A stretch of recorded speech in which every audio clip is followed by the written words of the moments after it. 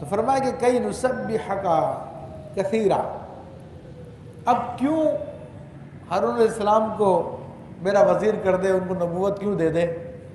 تو کہا کہ تاکہ ہم تیری خوب تسبیح بیان کریں، خوب تیری پاکی بولیں۔ تو یہ تسبیح بیان کرنا یہ اللہ کے نبیوں کا کام ہے۔ کوئی یہ نہ سمجھ کہ سبحان اللہ الحمدللہ لا الہ الا اللہ واللہ اکبر یہ کوئی چھوٹا کام ہے، بہت بڑا کام ہے، اور یہ نبیوں کا کام ہے۔ اور خود نبی کریم صلی اللہ علیہ وسلم نے اپنی لخت جگر سیدہ کائنات حضرت فاطمہ الزہرا رضی اللہ عنہ کو یہ تسبیح تعلیم فرمائی، پوری امت کو تعلیم فرمائی۔ اور پھر کہا کہ اور دوسرا سبب وَنَذْكُرَكَ كَثِيرًا، اور بکثرت تیری یاد کریں، کیونکہ بندہ ایک خود بھی یاد کرتا ہے لیکن جب دو ہو جاتے ہیں پھر زیادہ یاد ہوتی ہے۔ تو اب یاد کرنے سے مراد صرف یہ کہ زبانی بات چیت نہیں، اللہ تبارک و تعالیٰ اور اس کے رسول صلی اللہ علیہ وسلم کی محبت میں جتنے کام کیے جائیں وہ سب کے سب یاد الہی ہیں، یہ ذہن میں رکھ لیں آپ۔ تو موسیٰ علیہ السلام نے یہاں پر جو یاد کی بات کی وہ صرف زبانی یاد کی بات نہیں ہے، زبانی تو تسبیح کے اندر آ گیا، اور یہ سارے کے سارے آپ کے اعمال کی طرف اشارہ ہے۔ اور کہا کہ اِنَّكَ كُنْتَ بِنَا بَصِيرًا، بے شک تو ہمیں دیکھ رہا ہے۔ تو یہ موسیٰ علیہ السلام نے جب اپنے سوال بیان کر دیے تو رب کی بارگاہ میں عرض کر دی کہ میرے رب، میں کی رشتہ داری کی وجہ سے سوال نہیں کر رہا، اور ہوتا عام طور پہ لوگ جو ہے اقربا پروری کرتے ہیں، اقربا پروری کرتے ہیں اور اپنے قریبی لوگوں کو نوازتے ہیں، دوسروں کو نہیں دیتے، اور خاص طور پہ اس تبلیغ کے کام میں تو اب تو دنیا کا یہ وتیرہ ہو گیا کہ ہر پیر کا بیٹا ہی اس کا جانشین ہوتا ہے۔ اسی طرح اور دیگر لوگ بھی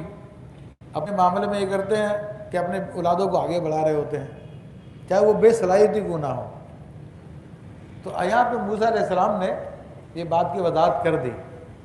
کہ میرے رب تو جانتا میرے دل میں کیا ہے، کوئی رشتہ داری نبھانے کے لیے میں نے ہارون علیہ السلام کے لیے نبوت نہیں مانگی، میں نے کوئی اقربا پروری کے لیے یہ معاملہ نہیں کیا، کہ نبی سے یہ بعید ہے کہ وہ ایسی نیت کرے، کہ نبی معصوم ہوتا، اور یہ بہت بڑا گناہ ہے۔ یہ نبی علیہ السلام کی حدیث مبارکہ ہے کہ اگر کسی نے مسلمانوں پر ایسے شخص کو امیر بنایا کہ اس کے مقابلے میں اس سے بہتر لوگ تھا، اس سے بہتر کوئی شخص تھا، تو اس نے اللہ سے اور فرشتوں سے اور تمام مسلمانوں سے خیانت کی ہے۔ او کما قال علیہ السلام، حدیث کا مفہوم میں نے ذکر کیا آپ کے سامنے۔ تو یہ اقربا پروری کے اندر عام طور پہ ہوتا یہی ہے کہ اپنے رشتہ داروں کو آگے بڑھایا جاتا ہے کہ میری سیٹ میرا بیٹا سنبھالے، چاہے وہ اس کا اہل ہو یا نہ، ہاں اہل ہے تو ہو سکتا ہے، اہل نہیں ہے، بولنا آتا نہیں ہے، پتہ سبزیاں بیچے گا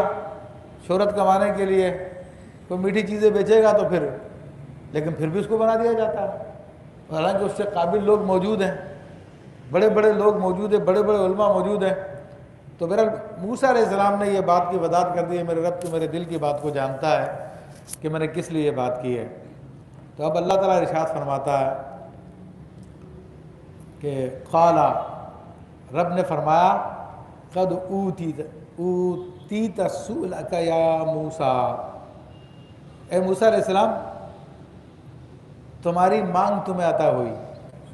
جو تم نے مانگا وہ ہم نے تمہیں عطا کر دیا۔ تو یہ موسیٰ علیہ السلام کو اللہ نے عطا فرما دیا، کیونکہ دعا ہی تھی نا، اللہ تعالیٰ سے دعا تھی، اور اللہ تعالیٰ اپنے نبی کی دعاؤں کو رد نہیں فرماتا۔ اور تو اب پھر اللہ تعالیٰ مزید ارشاد فرما رہا ہے وَلَقَدْ مَنَنَّا عَلَيْكَ مَرَّةً أُخْرَى، اور بے شک ہم نے تجھ پر ایک بار اور احسان فرمایا،